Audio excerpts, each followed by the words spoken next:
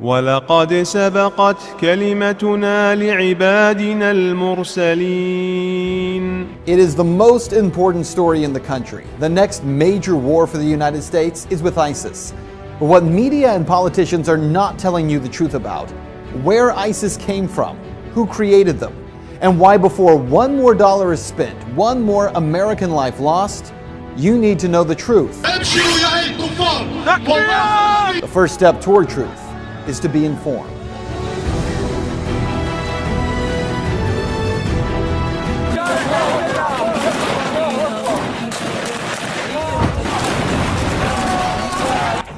The name ISIS is one that every American knows by now. The biggest threat to our national security since Al-Qaeda, right? They are a brutal, savage group known for public beheadings and mass executions. They are the face of the new war on terror. Right now, the U.S. military is conducting airstrikes in Syria in a supposed attempt to take out ISIS targets. Meanwhile, the White House and military leaders are talking about possible boots on the ground in Iraq again, only 3 years after the war in Iraq was declared over. In fact, this war, according to former Defense Secretary Leon Panetta, could last for decades. I think we're looking at kind of a 30-year war history here. Allahu Akbar! So who exactly is ISIS, and where did they come from? It's entirely a creation of the United States' behavior in Iraq. That's how we got to where we are, because of war, because of occupation, because of torture. For answers, we traveled to Los Angeles to meet with Angela Keaton, the founder of antiwar.com. We destabilized and wrecked Iraq. I mean, it caused it to fail miserably, and that's entirely the responsibility of the United States government. There's no one else at fault there. I mean, as horrible as Saddam Hussein was, Iraq was not unstable. It was a functioning country as much as those sorts of things go, and it was not a particularly horrible hellhole if you were a religious minority. To understand where ISIS comes from, you have to understand two storylines. The first is what Keaton just said. When the U.S. first went into Iraq, we blew the country apart. We destroyed the government, toppled Saddam Hussein, destroyed infrastructure, and most importantly, left behind a power vacuum, one that would have never have existed had Hussein not been overthrown by the U.S. government. Daniel McAdams with the Ron Paul Institute says this is an historical fact that media just won't discuss. All of this has to do with U.S. action in the region, which destroyed the infrastructure, which destroyed Iraqi society, which destroyed the government. You had a lot of people who lived under Saddam Hussein, who may not have been as happy as larks. Nevertheless, they were living somewhat normal lives. The U.S. put a government in power in Baghdad that all of a sudden was their enemies, that treated them very, very badly. Now that is the easy part of the story. The U.S. created conditions in Iraq where ISIS could get its start. But here's the other storyline that you have to understand, that even with Saddam gone, ISIS still couldn't have risen to power had it not been for what happened next. ISIS actually began as a small insurgent group in Iraq in 2006. They had no money, no real ability to recruit, but they did work to create very limited problems for the U.S. military. It wasn't until 2009 that ISIS shifted its focus from Iraq, where it was largely unsuccessful in developing a foothold, and focused on the civil war in Syria. Even there, ISIS struggled to gain any foothold because the two largest groups fighting against President Bashar al-Assad were Al-Nusra Front, or Al-Qaeda, and the Free Syrian Army. Then came a pivotal moment that most Americans aren't even aware of. In June of 2013, a northern general for the Free Syrian Army spoke out on Al Jazeera, Qatar, and stated that if international forces did not send weapons, the rebels attempting to overthrow Syrian President Bashar al-Assad would lose their war in just 1 month. Well, only months before, I had personally confronted President Obama about why the U.S. was covertly funding those Syrian rebels. And yet there's some concern about the U.S. funding the Syrian opposition when there are a lot of reports that Al-Qaeda is kind of heading up that opposition. How do you justify the two? Well, I share that concern, and so what we've done is to say we will provide non-lethal assistance to Syrian opposition leadership that are committed to a political transition, committed to an observance of human rights. We're not going to just dive in and get involved with a civil war that in fact involves some elements of people who are genuinely trying to get a better life, but also involve some folks who would over the long term do the United States harm. So even as the president acted as if he was being careful, politicians like Senator John McCain demanded action. So it's a totally unfair and unbalanced fight. And now the rebels are the freedom fighters, the Syrian National Army are being beaten every place around Syria because of the overwhelming firepower, and air power is really the deciding factor. So you've got to take their air power out of it. You've got to have a safe zone where they can operate, train, and equip.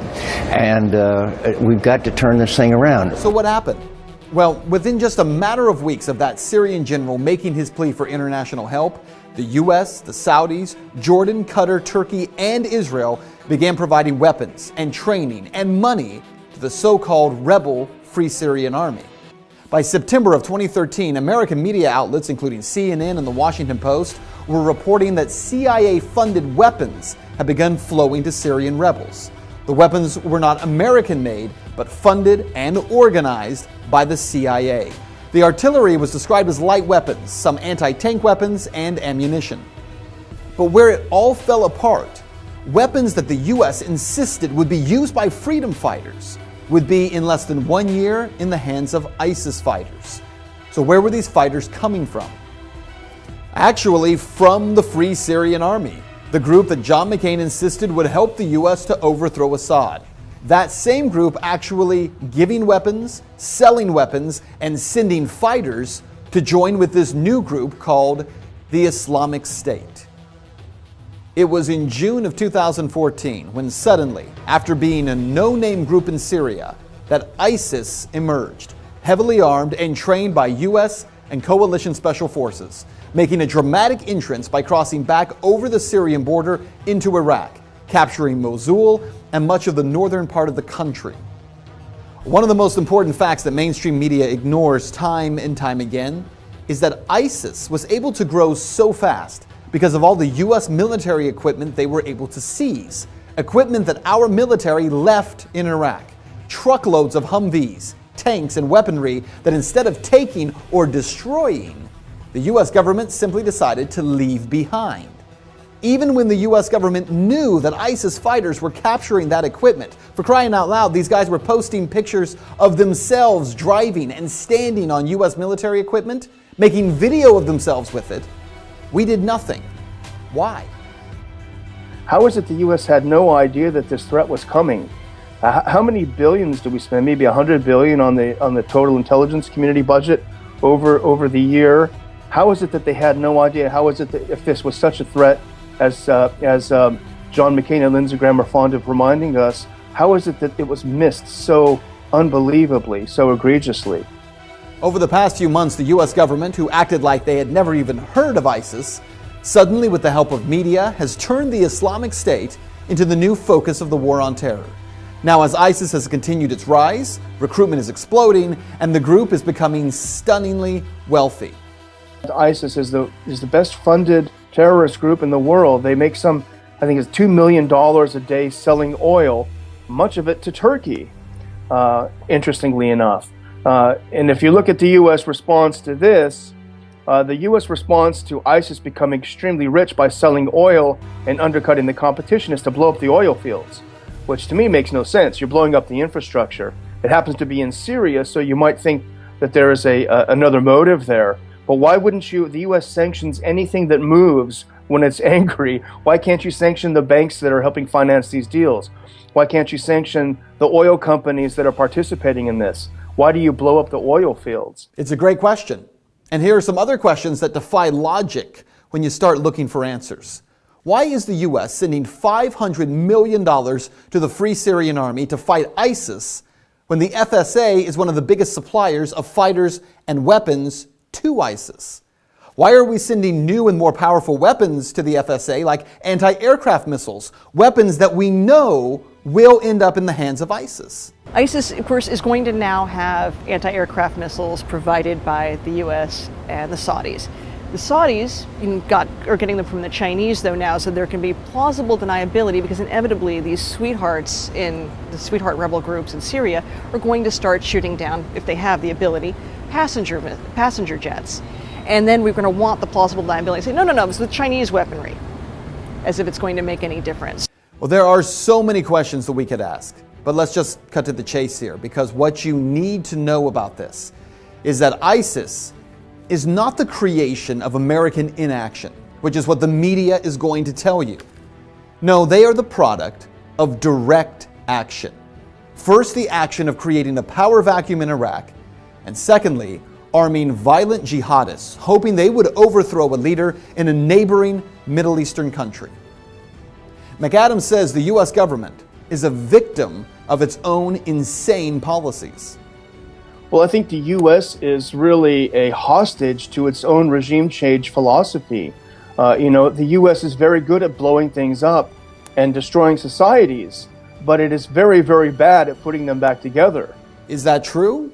Well, you decide. Fact. Our government armed Osama bin Laden and the Mujahideen in Afghanistan and created Al-Qaeda. Fact. Our government helped supply Saddam Hussein chemical weapons for him to use against Iran in 1980, and then overthrew him in 2003.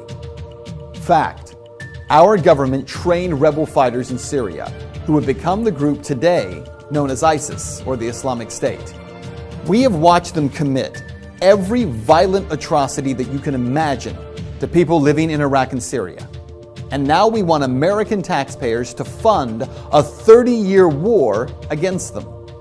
No, it's not the U.S. government being held hostage by these crazy policies. It's the American people.